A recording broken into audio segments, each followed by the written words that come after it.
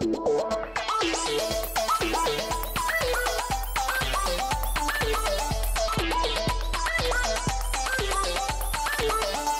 nous sommes à la MFR de Valognes qui forme des élèves en bac pro SAPAT, service à la personne et au territoire.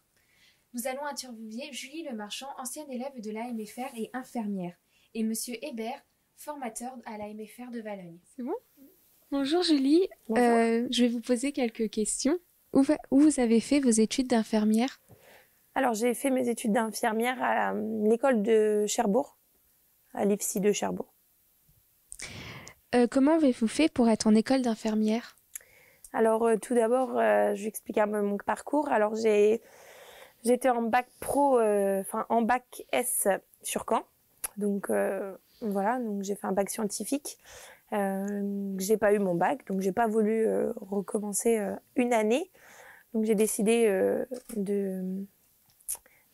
du coup de faire un bac pro SAPAT. Donc, j'en ai trouvé un sur Valognes. Et du coup, je suis rentrée en première année. J'ai fait la première, la terminale.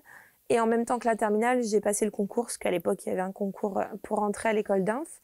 Et en même temps que le bac, ouais, voilà. Et j'ai eu le concours et mon bac. Donc, je suis partie à l'école d'infirmière de Cherbourg. Est-ce que la formation à la MFR vous a aidé pour devenir infirmière?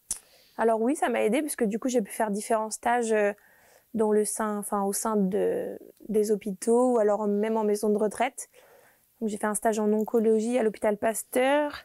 J'ai fait des stages en maison de retraite. J'ai fait un stage en libéral aussi.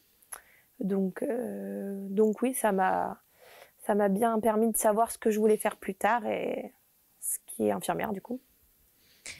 Vous travaillez où maintenant? Alors là, j'ai fait je suis diplômée depuis juillet 2018, donc il n'y a pas très très longtemps. Donc j'ai fait beaucoup de maisons de retraite au début. J'ai fait également la cure à Chouville. Et là, dernièrement, je suis en libéral. Parce que pour être en libéral, il faut savoir que du coup, il faut qu'on ait un nombre d'heures acquis en structure avant de partir en libéral. Donc vu qu'entre deux, j'ai eu un petit garçon, voilà. Et j'avais pas tout à fait mon quota d'heures. Donc j'ai fini mon quota d'heures, et puis là, je suis actuellement dans un cabinet libéral à Barneville. Donc, voilà. Vous avez des conseils à nous donner si on veut devenir infirmière? Alors, des conseils pour devenir infirmière, oui, faut vraiment aimer ce métier pour le faire. C'est quelque chose de très dur quand même. On est souvent confronté à la mort, que ça soit pour des personnes jeunes comme des personnes âgées. Bon, il n'y a pas que la mort dans tout ça, mais bon, quand même. C'est vrai qu'on est beaucoup confronté à la mort, aux soins palliatifs, aux personnes âgées, tout ça.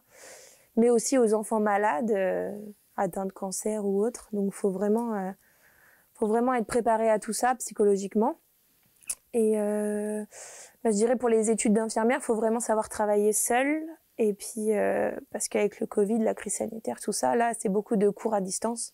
Donc, vraiment savoir travailler seul et gérer son temps, pas penser qu'à la fête. Enfin, voilà, même s'il y a les soirées étudiantes infirmières, c'est bien, mais voilà, quoi, faut pas non plus penser qu'à ça non plus. Faut pas faire infirmière pour ça, quoi. Et puis, mais voilà, c'est vraiment un métier que moi j'adore et je changerai pas, quoi. D'accord, merci beaucoup d'avoir répondu à nos Mais de questions. rien. Merci à vous.